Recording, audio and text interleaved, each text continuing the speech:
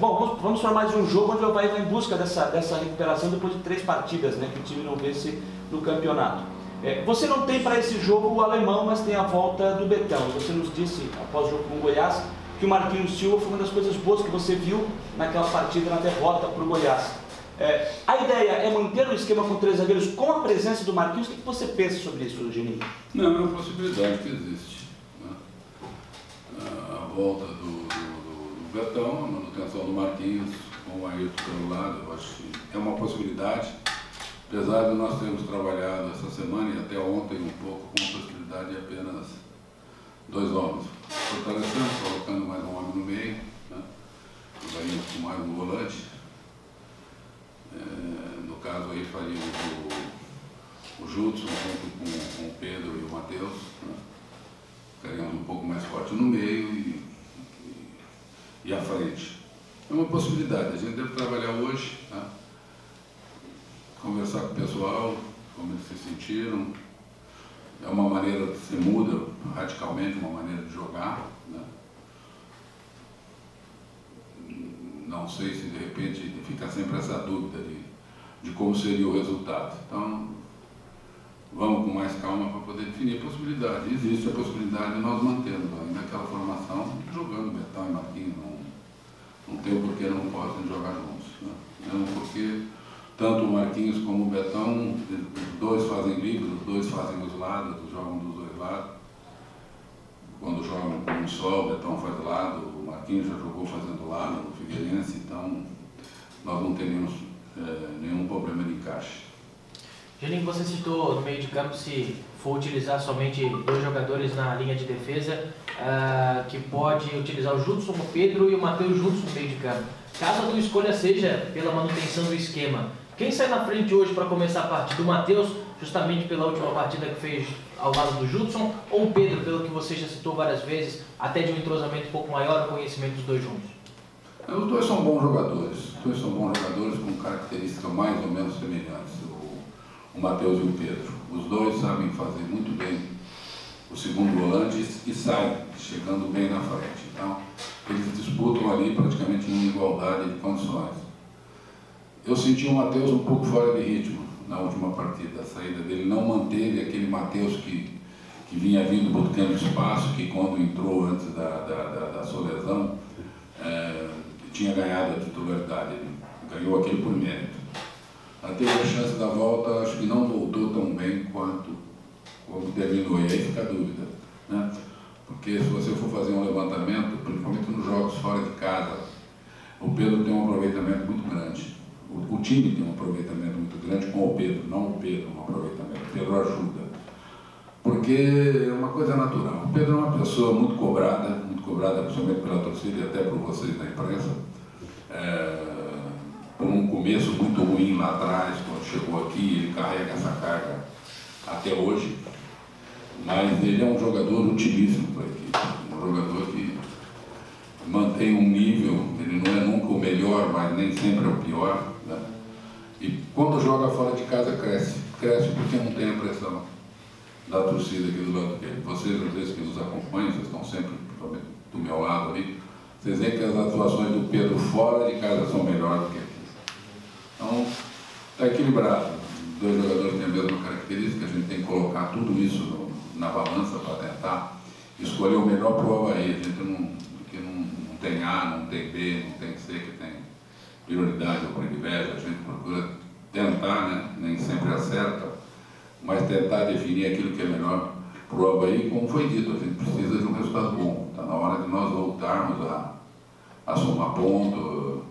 Pode ver que do 10º para cima, diferença de 2 pontos, 3 pontos, você pode sair de segundo para 11º, 10º lugar numa rodada. O campeonato está realmente se encaminhando para aquilo que a gente achava, um equilíbrio muito grande que vai ser mantido talvez até nas rodadas finais desse campeonato. Acho que nós vamos ter aí sempre umas de 8 a 10 equipes brigando pelos 4 lugares. Nós gostaríamos de ser uma dessas equipes. Geni, essa busca pela recuperação, reencontrar o caminho da vitória, acho que passa muito também pela volta do Renato, né? Nós vimos ele já trabalhando com bola, participando daquela atividade de segunda-feira que você fez um campo reduzido. Parece que ele está recuperado, qual é a condição dele? Ele já fica à disposição? Não tem por que fazer mistério. O Renato está bem, vai para o jogo. Né? Treinou, não sentiu ontem. Ontem era o grande teste do Renato. Ele fez o coletivo todo, até pensávamos em tirá-lo no meio tempo para poupar, ele pediu para continuar, então isso é um sintoma altamente positivo no jogador. Acho que a equipe ganha muito com o Renato, porque coincidentemente a nossa queda aconteceu com a saída do Renato, né? Que hoje, inegavelmente, é o nosso melhor jogador. Se não o melhor tecnicamente, o melhor em termos de importância tática, técnica da equipe, é o artilheiro do time. O time com ele cresce, com ele as bolas passam, ele põe uma para dentro. A gente reclama muito aqui de aproveitamento ofensivo, né, de aproveitamento das chances que nós estamos criando. E o Renato tem sido um dos que tem aproveitado muito isso. Então, vai para o jogo sim, isso é uma coisa definida, o Renato está definido. E a gente espera que com a volta do Renato a equipe volte a fazer os gols. Geninho, o que já pôde passar para os jogadores sobre esse adversário Londrina? É um adversário complicado, uma troca de treinador, né? O Sérgio vocês conhecem, passou por aqui. Toda a equipe do Sérgio Soares é uma equipe de uma pegada muito forte, uma equipe que briga muito pela bola, que disputa muito forte a bola, uma equipe que joga compactada. Sempre é muito difícil jogar lá no Estádio do Café. O Londrina é uma daquelas equipes que jogando dentro de casa cresce, tem um rendimento muito bom dentro de casa. O handicap não vem vindo tão bem no campeonato, mas anteriormente o handicap do Londrina, o ano passado, inclusive, foi assim, sempre foi muito bom jogando no Estádio do Café. Então vamos ter um jogo complicado, porque o Londrina também quer crescer na competição, ele também é o mesmo a chegar, é uma equipe estruturada, que fez investimentos, é uma equipe de dono, praticamente, né? Não é uma equipe de associado, é uma equipe, é uma SA, praticamente. Então, como é uma SA, quando se põe investimento, se quer retorno. Então, é uma equipe forte, uma equipe que também, como outras equipes, vem tentando se fortalecer, esperando dificuldades. A gente está passando algumas coisas, antes do coletivo de ontem, nós passamos algumas características daquilo que nós já vimos em vídeo. Vamos mostrar a eles os vídeos das movimentações, para que a gente não seja surpreendido com nada. Né?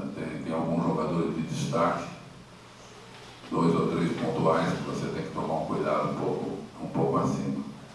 Geninho, aproveitando esse gancho, né, da volta do Renato, você citou há pouco que melhora também a criação das jogadas, as assistências para os atacantes lá para finalizar. Até em cima disso, hoje o Avaí é o time que lidera o quesito assistência para finalizações do campeonato, né? Lidera também finalizações certas e as finalizações erradas da competição. Está faltando pouco para achar esse equilíbrio? Está faltando melhorar esse quesito finalizações erradas. Né? Acho que ali é o nosso ponto vital da coisa. Se é uma equipe que tem o maior índice de finalização, se é o time que tem o maior índice de assistência para gol, onde nós estamos errando? Nós não estamos definindo. A última bola nossa está sendo errada. Porque se você finaliza bem, você põe lá dentro do gol. Se você completa bem um passe, uma assistência, você põe lá dentro do gol. O que está faltando é esse fundamento. Nós temos que melhorar muito esse fundamento. Nós estamos criando, porque se você não cria, aí é um problema grave, você não estava conseguindo chegar no gol do adversário. Se você não consegue achar um companheiro livre, é grave, porque você não está se movimentando de uma maneira adequada para achar alguém na cara do gol. Então nós estamos fazendo isso, o time chega. Né? Nós temos também não só quesito finalização, acho que nós somos um dos melhores em quesito cruzamento para dentro da área. Então nós temos também, se não o melhor, nós estamos bem lá junto com o pessoal. Então nós temos um índice altíssimo de finalização, nós temos um índice altíssimo de cruzamento e um índice altíssimo de assistência.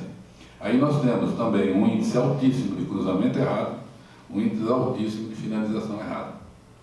Né? Então, o que está faltando? A última bola. Está faltando a última bola. Né? De repente, até o quesito cruzamento, ele se encaixe dentro da assistência, porque o cruzamento é uma assistência. Né? Alguém coloca a bola para alguém fazer o gol. Então, é esse detalhe, é o que nós está trabalhando de sábado, de domingo. Só falta eu tirar o goleiro para o pessoal treinar, fazer o gol, né? porque a gente treina com o zagueiro marcando, com todo mundo marcando. Essa semana nós treinamos sem a marcação, para que eles tivessem mais tranquilidade para arrumar o pé, para ajeitar o pé, para concluir melhor. Acho que a hora que nós melhorarmos o nosso aproveitamento na última bola, o nosso time vai crescer muito no aproveitamento dentro do campeonato, porque nós temos feito bons jogos. A gente invariavelmente reclama de estar perdendo jogos ou não ganhando jogos, jogando melhor que o adversário. Um exemplo muito claro foi o jogo do Oeste, que é uma boa equipe, tanto que comprovou no último jogo aqui, vindo contra o nosso rival aqui em Florianópolis, e jogou em cima do Figueirense o jogo todo, e quem foi lá viu que o Oeste, contra a gente jogando no seu campo, deu um chute no gol. Então você vê o volume de jogo que às vezes tem o Avaí. E isso tem acontecido em vários jogos, só que nós não temos transformado em resultado esse esforço, às vezes essa produtividade tão boa. E num campeonato estreito como está, isso pesa. Isso pesa, eu falo sempre para o grupo, nós não podemos passar rodada nenhuma sem somar ponto. Se você não vencer, você tem que pelo menos empatar. Te dou o exemplo, nós temos 22 pontos, estamos fora dos 4. Se eu tivesse mais 2 pontos, nesses 3 jogos que nós fizemos, com 2 derrotas e um empate, se essas 2 derrotas fossem 2 empates, eu teria 24, eu estava nos 4. Está tão apertado o campeonato que um ponto hoje é de uma importância muito grande, porque o campeonato se encaminha para ser definido ou por um ponto, ou por uma vitória, ou talvez até por gol lá na frente. Então a gente tem que estar muito atento nesse momento aqui para que a gente possa colher coisa melhor lá na frente. Se você se desarticular, se você ficar para trás agora, muito longe, nesse período, não sei se você vai ter gás para depois alcançar o grupo, não. Geninho, com a saída do Renato, a gente percebeu, principalmente naquele primeiro jogo que ele ficou de fora, talvez uma queda um pouquinho de rendimento do Guga, talvez tenha ficado um pouquinho acanhado pela falta do Renato, que eles faziam uma boa dupla ali pela direita, né? Você acredita que com o retorno do Renato, automaticamente também possa crescer o futebol do Guga? E sobre o Rodrigão também, né? Que o Rodrigão, com a saída do Renato, a gente percebeu que ele saiu um pouco mais da área para buscar o jogo. Talvez ele consiga ficar um pouco mais na área? O Rodrigão é um pouco mais difícil eu te afirmar isso, porque é uma característica dele. A gente tem pedido para ele que, independente de quem jogue pelo lado ou quem joga do lado dele, ele fique dentro da área. Ele não é um grande driblador, ele não é aquele jogador que chama a jogada individual e faz. Tá? Ele não é um grande pivô, mas o Rodrigo é um grande definidor. Foi isso que fez ele sair do Campinense para o Santos. Ele era, na época, o maior artilheiro do Brasil, fazendo gol, quase que a maioria deles dentro da pequena área, ou dentro da área. E ele tem que ter essa consciência. Às vezes a bola demora um pouco para chegar, isso é uma coisa natural no jogador. A ansiedade faz com que ele comece a procurar a bola. Aí ele vai procurar a bola fora da área, e quando a bola passa ali na entrada da pequena área, ele está lá na meia-lua. Então, ele tem que ter a consciência que ele não tem que procurar muito a bola, ele tem que às vezes cair do lado para abrir espaço para o Romo, para o Renato entrar na diagonal. Isso já é uma jogada pensada, ensaiada. Ele abre, leva o zagueiro, o Romulo ou o Renato, dependendo do lado que ele cai e entra para dentro. Ele pode vir puxar essa bola um pouquinho para o meio, para que também haja a penetração do Renato, haja a apresentação do Renato, ou que essa bola rode no lateral, mas ele não pode vir muito fora da área. A gente usa um termo, quem é do futebol entende bem, ele tem que jogar de bico a bico de área e meia-lua. É aquele pedacinho, ele não pode vir muito da meia-lua para cá e nem do bico da grande área muito para lá. Porque quando a bola vem, ele está longe da conclusão. E o que se cobra de um centroavante? Conclusão. Cobra-se gols dele. Mas em relação ao Guga, eu tenho quase certeza que o futebol do Guga vai crescer muito, porque encaixou muito bem a característica de um com o outro. Eles se entenderam muito bem, eles se completaram praticamente. Você vê que o Renato pega, o Guga sabe onde vai passar, o Guga pega, o Renato sabe onde vai entrar. Eles jogam juntos, então um ajuda muito o outro. Então, em relação à volta do Renato e o crescimento do Guga, eu tenho quase certeza que isso vai acontecer. O Rodrigão depende mais dele, mais de ele ter a consciência de que ele tem que ficar mais dentro da área. E sobre o que você falou sobre o Rodrigão, acaba refletindo nessa sequência que ele está sem fazer gols, está 6 jogos, né, sem balançar a rede. E como você está trabalhando também para passar essa tranquilidade para ele voltar a marcar? Eu acho que a gente tem que fazer isso ao mesmo tempo que eu tenho que cobrar dele um posicionamento melhor, uma efetividade melhor, um trabalho de treinamento melhor, para que ele se aprimore em alguns fundamentos, eu tenho que dar tranquilidade para o jogador. Se eu for com uma faca na garganta dele, ele vai entrar pressionado, ele não vai conseguir jogar. Aí ele vai querer fazer tudo do mesmo jeito, ele vai querer resolver tudo sozinho, e aí não vai, porque ele não tem a característica de uma individualidade de resolver sozinho, ele precisa dos outros. Mas ele tem que ter tranquilidade. A gente sente nele uma vontade muito grande, mas muito grande, ninguém pode cobrar do Rodrigo falta de vontade, falta de luta, falta de determinação. Ele tem que ter tranquilidade, ele saber que uma hora a bola começa a entrar. Né? Ninguém conseguiu fazer tanto gol na carreira como ele à toa. Né?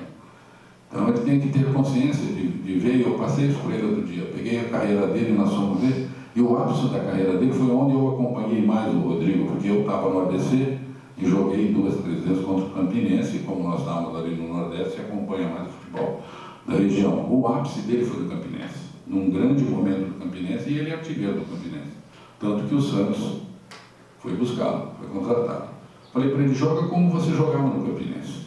Foi o teu melhor momento. Ele jogava ali basicamente na zona do agrião, ali onde a bola passeia. Era toda hora a bola ia passando no pezinho do Rodrigo. A bola ia não sei o que, a cabeça do Rodrigo. Caía no pé dele um chute forte dentro da área. Falei para ele, se reporta de novo para o Campinense. Traz aquela movimentação do Campinense para cá. Esquece o Santos. Né? Porque todo mundo que vai para o Santos quer jogar. O Santos quer aquele futebol vistoso. O Santos, cabeça de bagre, eles não gostam. O jogador que corre, que essas coisas, no Santos não joga. Então, de repente, o Santos fez mal para o Rodrigo. Tirou dele aquela característica mais simples que ele tinha, que era a permanência dentro da área e a efetividade fabulosa que ele tinha em colocar a bola para dentro. Então, a gente tem conversado muito com ele, tem procurado dar tranquilidade para ele. Ele voltando a fazer gol, ele nos ajuda muito, muito. Ele não precisa fazer 2, 3, não, faz um por jogo. Se ele fizer um todo jogo, a gente está satisfeito com ele. Geninho, durante a semana a gente tem percebido que você tem incansavelmente procurado passar para os jogadores essa questão de melhorar a finalização, melhorar o cruzamento. A gente vê os trabalhos que você passa para eles, né? E, ultimamente, nas vésperas dos jogos, os treinamentos estão sendo fechados aqui na Ressacada. Talvez até por uma escolha sua de não passar o seu trabalho, algo diferente, para o adversário. Queria que você, talvez, pudesse falar qual é o principal fator que você procura passar para os jogadores nesse treinamento fechado para tentar reverter isso que tem acontecido nas últimas semanas de não ter conseguido as vitórias. Não tem muito segredo, não. A gente procura, às vezes, fazer fechado, não são todos. Quando eu tenho algumas dúvidas, a gente procura passar essa dúvida para o adversário também, porque eu sei que quando eu não tenho um conhecimento maior do adversário, me traz problema. Quando eu não sei quem vai jogar no meio do adversário, quem vai jogar na frente, porque às vezes a característica de um jogador muda muito a maneira da equipe jogar. Como nós temos alguma dúvida, como nós vamos ter a postura, né? De repente 2 ou 3 zagueiros, 3 homens no meio ou continuando com 2, a gente procura de repente fazer um trabalho com um pouco mais de tranquilidade, um pouco mais de privacidade, não porque eu vou trabalhar umas bolas paradas. Aí talvez seja o grande motivo. A gente trabalha algumas jogadas, faz algumas jogadas ensaiadas, elas ainda não têm acontecido, mas espero que aconteçam. Ontem no treinamento saíram 2 ou 3, e elas só vão acontecer na hora que você continuar com a repetição, e a gente procura fazer essas jogadas ensaiadas, posicionamento. Então eu acho que isso a gente procura dar uma privacidade um pouquinho maior, não tem segredo nenhum, não se faz nada diferente. Procura-se fazer um trabalho bem solto para melhorar a cabeça do pessoal, que é aquele serve 2 toques, onde a gente faz uma apostazinha aí de cesta básica para distribuir para os funcionários nossos aqui, funcionário de campo, esse pessoal que ganha menos, o pessoal da cozinha, o pessoal da lavanderia, o pessoal da manutenção do campo, esse pessoal tem ganho aí quase que cada semana ou 2 semanas a gente dá uma cesta básica para cada um, então fica uma coisa bem saudável. E trabalhamos aquilo que a gente trabalha na semana, mas de uma maneira mais específica, não com o grupo todo, com o grupo que provavelmente vai jogar, faz um posicionamento com quem vai iniciar o jogo, para evitar, por exemplo, aquele gol como nós tomamos contra o Guarani, para a gente aproveitar melhor uma bola, né? Nós tomamos 2 gols contra o Guarani, se a gente tem um posicionamento melhor, não toma, ou do escanteio e do lateral. Então se acerta uma marcação para não ser surpreendido de novo naqueles lances. Estamos tentando melhorar a nossa bola parada. Nós temos um jogador muito alto, nós temos que começar a fazer gol de bola parada. A Copa do Mundo está demonstrando aí, a Inglaterra está chegando numa final de Copa do Mundo fazendo 80% de gol de bola parada. Então a bola parada é uma arma fabulosa, então nós temos que aproveitar melhor. Né? Nós temos 3 zagueiros, independente de quem joga alto. Cabeceio meio, o Betão um pouco menor, mas você tem Marquinho alto, você tem Ailton alto, você tem Alemão alto, você tem Matheus quando está dentro do campo alto, Pedro alto, você tem Rodrigão alto. Se não tem Rodrigão, você tem Beltrán que é alto. Então você tem Renato que cabeceia muito bem. Você tem alguns jogadores que colocam muito bem a bola dentro da área, os 2 laterais batem bem, Marquinhos quando está dentro de campo coloca a bola onde quer. Então nós temos que ter um aproveitamento melhor dessa bola parada. E é isso que a gente faz às vezes na véspera do jogo, em número menor, porque daqui a pouco você tem uma viagem, um jogo amanhã, você não pode estender como a gente estende aqueles treinamentos que você nos acompanha na semana, que às vezes eles vão até a hora do almoço. Né? O companheiro outro dia ficou comigo até quase, num sábado, até quase meio aqui, né? Perdendo o sábado, mas ele trabalhando e eu trabalhando, cada um dentro da sua função, mas quando é véspera do jogo a gente trabalha um pouco menos. Ô Juninho, no final do treino de segunda-feira a gente observou a presença do presidente Batistotti ali no final, depois teve uma conversa que você estava presente junto com algumas lideranças do grupo e alguns jogadores mais experientes, né? Já na parte final do treino. Qual foi o teor daquela conversa? Os jogadores pediram um pouco o Batistotti, ele teve numa Copa do Mundo com o pessoal da CBF, essas coisas, para que a gente tenha um pouco de cuidado em relação à arbitragem. Alguns lances, não todos, a gente não pode reclamar muito, mas algumas arbitragens, alguns lances podem ser, nós tivemos uma bola na mão, ou mão na bola, no jogo contra o Bulgária, podia ter definido o jogo, podia ter um resultado diferente, né? E alguns lances, e a gente, se a gente não cuidar, do jeito que está o campeonato, você tem que cuidar de tudo. Então, um dos assuntos que foi abordado ali foi uma retaguarda melhor, porque a gente tem falado com o jogador. Não adianta eu reclamar, que hoje em dia até se eu falar alguma coisa aqui nessa entrevista, eu posso ser suspenso, se eu exagerar numa cobrança. O jogador, até se ele exagerar fora de campo, ou uma rebeldia dentro do campo, você perde o jogador por 1, 2 jogos. Então eu acho que esse apoio em cima de arbitragem tem que ser feito pela diretoria. E não adianta ficar só reclamando, tem que mandar vídeo, tem que ir alguém lá, tem que usar a nossa federação. Eu acho que a federação tem que proteger muito os seus filiados. E aí eu não falo só em relação ao Avaí, não. Falo a federação proteger. Nós que estamos na Série B, quem está na Série C, quem está na Série A, nós temos que ter essa retaguarda. Porque um presidente de federação tem um acesso direto ao presidente de CBF, e aí diretamente em relação ao pessoal da arbitragem. Porque se você ficar só gritando em microfone, falando, não vai para lado nenhum, isso se perde. Então foi conversado sobre uma posição um pouco mais atuante das pessoas responsáveis para que o time tenha uma retaguarda melhor em relação a isso. Fechou.